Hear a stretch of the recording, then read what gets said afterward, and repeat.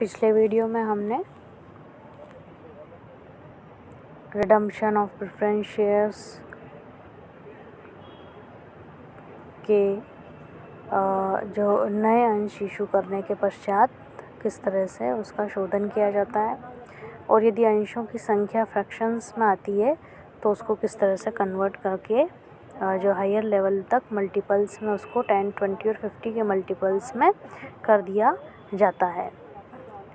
अब हम ये देखें कि fresh issue at a premium and minimum fresh issue किस तरह से होगा।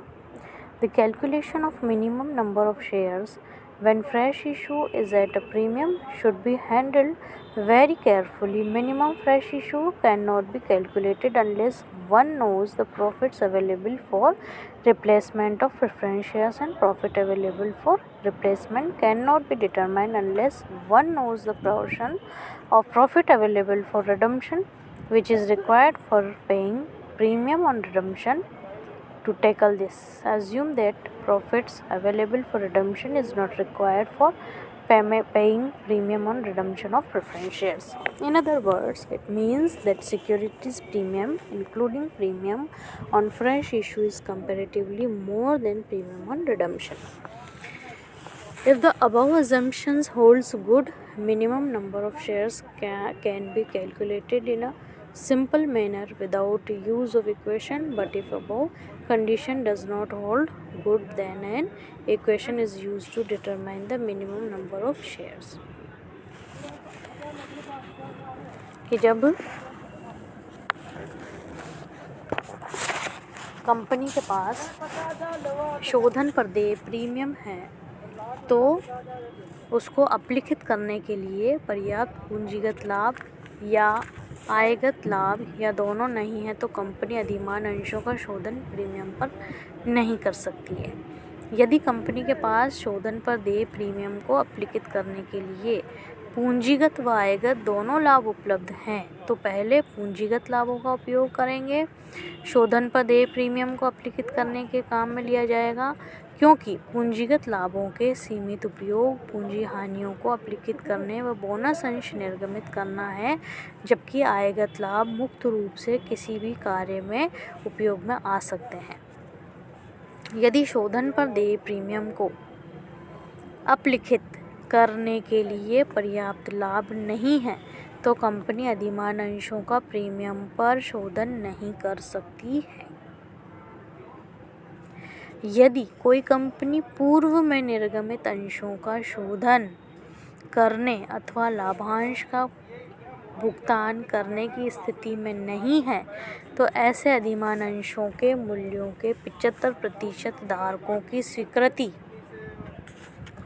तथा इस संबंध में न्यायालय में की गई याचिका की स्वीकृति से कंपनी को अशोधनीय अधिमान अंश पूंजी तथा उन पर बकाया लाभांश की राशि के बराबर शोधनीय अधिमान अंशों का निर्गमन करना होगा, जो निर्गमन की तिथि से 20 वर्षों के भीतर शोधनीय हो तथा ऐसे अतिरिक्त शोध्य अधिमान अंशों के निर्गमन करने पर यह माना जाएगा कि कंपनी ने अशोध्य अधिमान अंशों का शोधन कर दिया है। परंतु न्यायालय इस उपधारा के अंतर्गत स्वीकृति देते समय कंपनी को ऐसे अधिमान अंशों के शोधन का आदेश दे सकता है जो अंशधारी ऐसे अतिरिक्त शोध्य अधिमान अंशों के निर्गमन से सहमत नहीं है। स्पष्टीकरण शंकाओं को दूर करने के लिए यहाँ घोषणा की जाती है कि शोधनीय अधिमान अंशों का और निर्गमन या इस धारा के अंतर्गत अधिमान अंशों का शोधन कंपनी की अंश पूंजी में न तो वृद्धि तथा न ही कमी का माना जाएगा।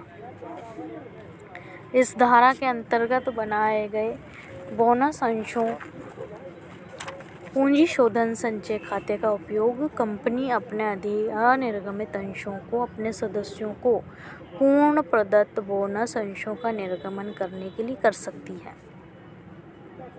अधिमान अंशों के शोधन की विधियां लाभांश के लिए उपलब्ध लाभों में से किया जा सकता है, नए अंशों को निर्गमित करके किया जा सकता है, लाभांश के लिए उपलब्ध लाभों या नए अंशों के निर्गमन से प्राप्त राशि में से किया जा सकता है और अंश परिवर्तन द्वारा शोधन किया जा सकता है।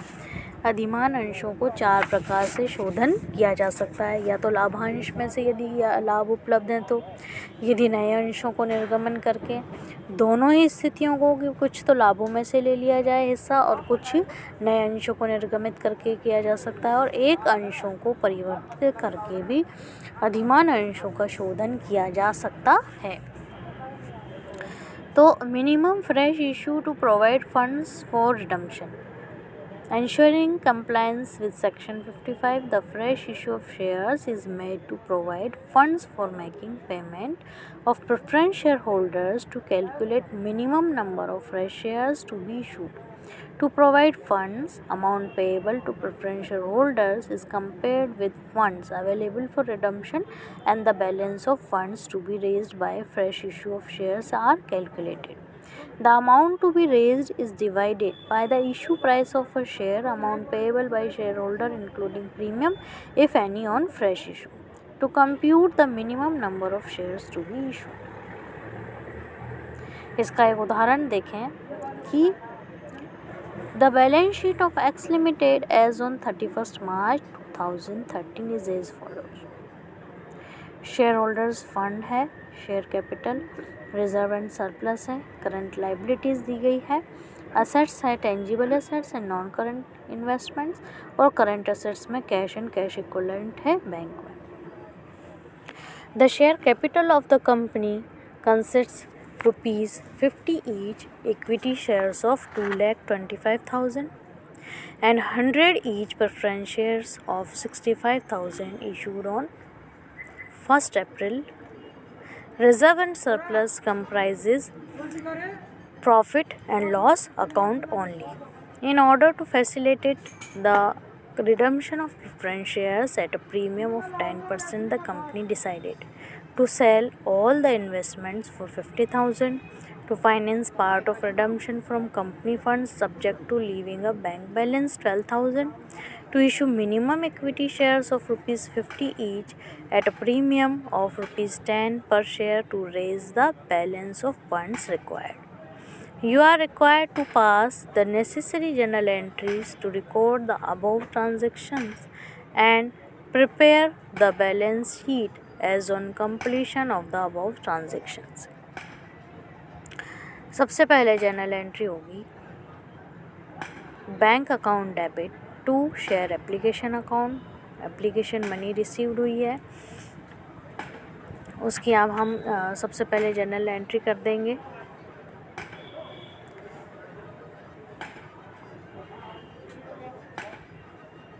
For application money received 625 shares, ₹60 per share, 37,500। Entry हो जाएगी आपकी 37,500। वर्किंग नोट में हमें देखना होगा सबसे पहले कि calculation of numbers of shares कैसा आया। अमाउंट पेएबल ऑन रिडम्पशन है 71,500। इसमें से सेलिंग प्राइस घटा दी जाएगी ऑफ इन्वेस्टमेंट, वो है 15,000 की। अब इसमें से हम देखें अवेलेबल बैलेंस, बैंक बैलेंस कितना है, 31,000 is minus 12,000, 19,000। Funds for fresh issue कितना बच गया आपके पास, 37,500 इज़ डिवाइडेड बाय 60। तो आपके पास शेयर्स की संख्या आ गई 625 शेयर्स, आपका अमाउंट आ गया।